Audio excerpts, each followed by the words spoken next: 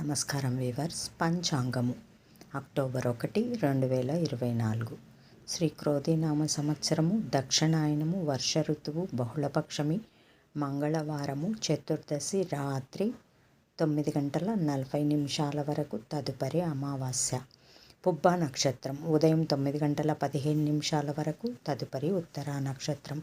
వర్జం సాయంకాలం 5:23 నుండి 7:12 వరకు. దుర్ముహూర్తం ఉదయం 8:30 నుండి 9:18 వరకు, తిరిగి రాత్రి 10:53 నుండి 11:41 వరకు. రాహుకాలం మధ్యాహ్నం 3 గంటల నుండి 4 గంటల వరకు. యమగండం ఉదయం 9 గంటల నుండి 10:30 వరకు.